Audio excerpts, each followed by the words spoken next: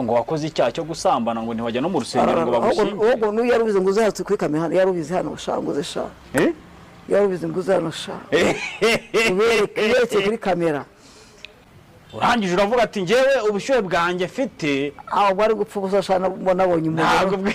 Nubwo bafashaga n'imodoka cyane indege bazijyana ariko ntwite byari nk'abandi. Ese kuki ugira ubushyuhe kandi ushaje mama? Mwebwe iwanyu musaza mukigendera burundu. Ubwoko bwanyu musaza mukagenda burundu. Abakecuru bafite ubushyuhe n'abasore bafite ubushyuhe. Musaza nkanjye mugenzi wanjye ufite ubushyuhe? Afite ubushyuhe ufite ubundi. Dukunda duhuje urugwiro duhuje amaraso. Muhuje n'ubushyuhe. N'amaraso ahuye. Imana yasaza eseriye. Ibyo abantu twibwira si Imana yibwira. Ahubwo bankura amarozi imbere n'udutego batagiye gutegatega. Ntabwo naguye ndacyasenga Imana izagira icyo ikora. Bashaka kukuroga? Cyane.